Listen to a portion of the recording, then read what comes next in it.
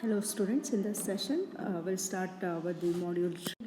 In the module 3 we will be discussing about the bituminous mixes, which includes the various types of the bituminous mixes and evolution of the bituminous mixes, how the bituminous mixes can be designed using Rothfuss method and the specification for the mix design, and we also discuss on the criteria for the mix design, including the watts in mineral aggregates, watts in total mix, density, flow, stability, percentage of watts, VFB, VMA, and also we will be in discussing some of the numerical with respect to that. So first, before moving to the mix design, we'll see how the mix design has been evolved during 90s. As per all these data were collected from the literatures. So during 1990s, the bituminous paving technique was first used for the rural roads, so that to handle the rapid removal of the fine particles from the dust, and also it has been used for the waterborne macadam, which has caused due to the rapid growth of automobiles. At the initial stages, heavy oils were used as dust palliatives, and they used to do eye estimation process using the sand pat test, which was used to determine what's the quantity of the heavy oil is required to form a bituminous mix. And in the later stages, the bituminous mix design was being done using the Haber-Field method, which was originally developed, and the sand asphalt mixture. In this method, it was seen that the large aggregate could not be handled, which was one of the limitation of Haber-Field method. And later stages having used the surface area calculation concept to determine the quantity of the bitumen required in the bituminous mixes. Moisture susceptibility and sand equivalent tests were added in the Haven test during 1946 to 1954 respectively. And at the later stages, Bruce Marshall developed a Marshall testing machine just before the World War II, and it was adopted in US Army Corps of Engineer, and subsequently it was modified in 1940s, and now it has been the most common method which is used for the mix design. So before moving to the mix design, we'll understand what is a bituminous mix, the constituents of bituminous mix, and some of the types of the bituminous mix will be discussed.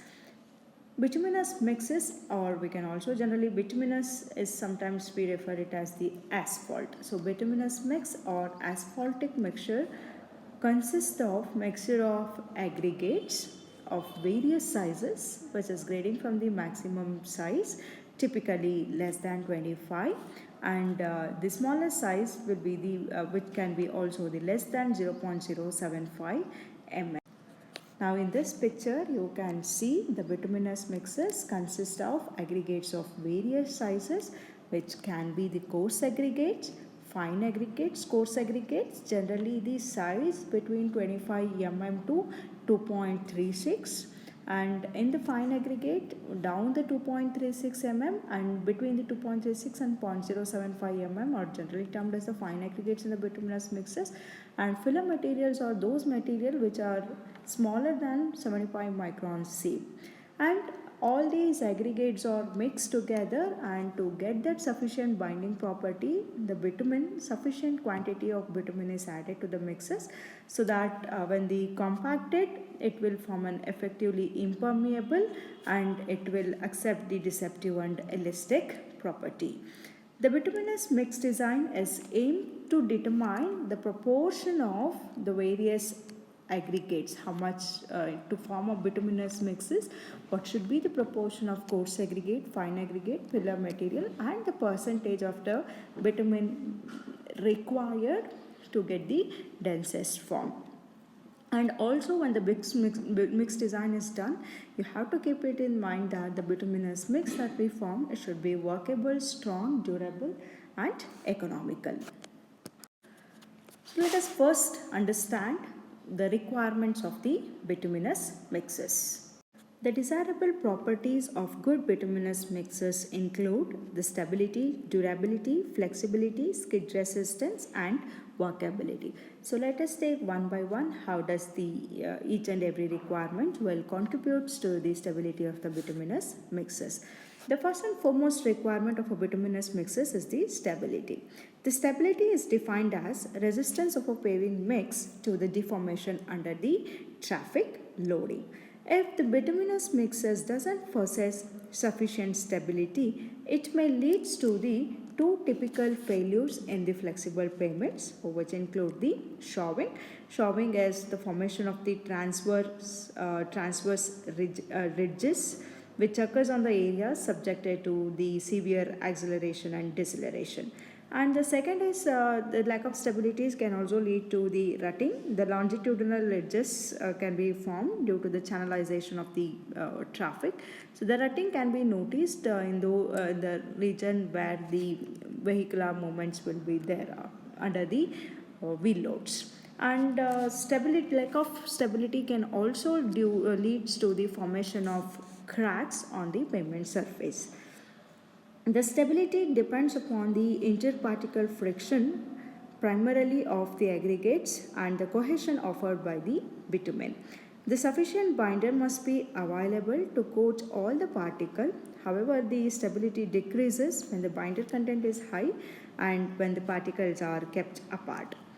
The second requirement of the bituminous mix is the durability. The durability is generally defined as resistance of the mix against weathering and abrasive action. Weathering causes hardening of the bitumen due to the loss of volatile materials, and abrasion is mainly due to the vehicular loads and which will cause the tensile strain on the bituminous mixes. The lack of durability in the bituminous mixes can lead to the formation of the potholes and also the stripping, which is mainly due to the loss of binder from the aggregates when the aggregates are exposed to the climatic condition. Disintegration is minimized by using the higher binder content, since they cause the mix to be air and waterproof, and the bituminous film will be more resistant to hardening. The next property is the flexibility. The flexibility measures the level of binding strength needed to counteract the traffic load and prevent the cracking of surface. In the generally bituminous mixes, shrinkage and brittleness is the main reason for the formation of the cracks on the surface. The cracks can be the hairline cracks, alligator cracks. The shrinkages are due to the formation of shrinkage cracks or due to the volume changes in the binder due to aging, and the brittleness in the binder is due to the repeated bending of the surface due to the traffic loads. So to prevent this any failures because of the lack of flexibility, the use of higher percentage of bituminous materials are suggested. The another next requirement of a bituminous mixes is it should have the skid resistance property. It is the resistance of the finished pavement against the skidding, which mainly depends upon the surface textures and the bituminous content. It is an important factor in high-speed traffic. Normally, an open graded coat surface texture is desirable. The last requirement is the workability. The workability is the ease with which the mix can be laid and compacted and formed to a required condition and shape. So the workability of the given bituminous mixes depends upon the gradation of aggregates, their shape and texture, bitumen content and its type. Generally, the angular, flaky and elongated provides the less workability. On the other hand, the grounded aggregates improve the workability, but the stability will be the less compared to the angular aggregates. So now the suitable shape of the aggregates will be used to have a better workability. Thus, the desirable properties of the bituminous mixes can be summarized as the bituminous mixes should have a sufficient stability to meet the traffic demand. The bitumen content, proper bitumen content to ensure the proper binding and waterproofing property in the bituminous mixes, and sufficient wash should be there to accommodate the compaction due to traffic, and the bituminous mixes possess the sufficient flexibility to meet traffic loads, especially in the cold season. And the bituminous mix should be sufficient workability for construction, and it should be an economical mix. To get the desirable property, the various constituents of bituminous mixes are proportioned such that the final mix what we get, that will possess the requirements that we stated earlier. So let us see the various constituents of bituminous mixes. As in the first slide I mentioned the constituents of bituminous mixes. So we'll take it again. The first one, the coarse aggregates. The coarse aggregates generally offers compressive and shear strength, and it shows a good interlocking properties in the bituminous mixes. Fine aggregates function is to fill the voids in the coarse aggregate, and it stiffens the binder. Rock dust or sand is generally used as a fine aggregates. And the filler material is used to fill the voids between the fine aggregate, and it stiffens the binders, and also it offers the permeability. Depending upon the permeability will mainly depend upon the amount of filler material that is there. Generally the rock dust, cement or lime can be used as a filler material. And the last important constituent of a bituminous mix is the bitumen itself, or the binder. So here it will cause an adhesion, it will act as an adhesive material which will bind together all the aggregates particle together. So we can either use the bitumen, asphalt or emulsions or cutbacks can be used as a binding material. And also some of the additives can be used to either to prevent the stripping or aging of the bituminous. The suitable additives can be used. So now you can see here all these aggregate materials along with the bitumen are mixed together at the proper temperature, and the mix will be compacted to get the dense form. The mix obtained will be used in the construction of the flexible pavements. The next we'll see the different types of the bituminous mixes. Bituminous mixes are generally categorized into the three main groups. The first is the well-graded mixture, and second one is the gap graded, and next is the open graded, and last one is the unbound material. So here all these various types of the mixes are derived considering the proportion of various aggregates in the bituminous mixes. We call the bituminous mix as a well-graded, or we can also call the well-graded mix as a dense mix. Here in the bituminous mixes has good proportion of all the constituents and are called dense bituminous macadam.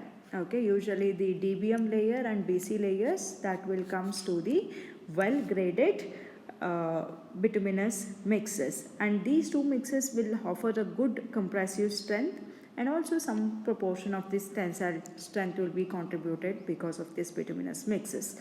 The second type is the gap graded. So in the gap graded mixes, some large coarse aggregates will be missing, and it will have a good fatigue and tensile strength. Next type of the mixes are open graded mix. In the open graded mix, fine aggregate and filler materials will be mixing, and generally the open graded mixes are more pervious in nature, and it offers a good friction, but the strength will be considerably low compared to the well graded mix. And the last type of the bituminous mix is the unbound material. So where in the unbound bituminous mixes, the binder itself will be absent, and it behaves under the load as its components were not interlinked together, though good interlocking exists between the aggregates. So this layers will possess the very low tensile strength and needs thicker protection, or the lateral confinements is required when such materials are used. So depending upon the gradations of the various aggregates, we can classify the bituminous mixes into the various group. So we can have the bituminous concrete, dense bituminous macadam stone mastic asphalt, open graded friction cores, and the free mix carpet. So these are the various types of the bituminous mixes. So here the main difference between each and every mixes is lies between the usage of the percentage of wine aggregate, coarse aggregate, and filler materials in the mix. So depending upon the total aggregates here, the percentage of bituminous material will be decided, so that the mix what we obtain will be finally the stable, flexible, durable, and will be economical. Thus, considering the all above requirements of the bituminous mixes, any mix design methods should aim at determining the properties of aggregate, filler materials, and the bituminous material, and the combination of both, which would give a mix having the proper following properties. The bituminous mixes should be sufficient stability to satisfy the service requirement of the pavement and the traffic condition without undue displacements. The bituminous mixes should contain sufficient bitumen to ensure a durable pavement by coating aggregate and bonding them together, and also by waterproofing the mix. And the bituminous mixes what we design should have sufficient voids in the compacted mix so as to provide reservoir space for the light amount of additional compaction that may happen due to the traffic, and to avoid the flushing, bleeding, and loss of stability.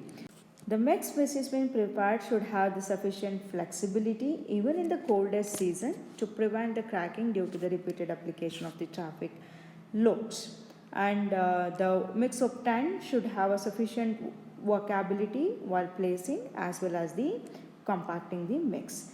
And finally, and importantly, the mix should be most economical, one that would produce a stable, durable, and the resistance pavement.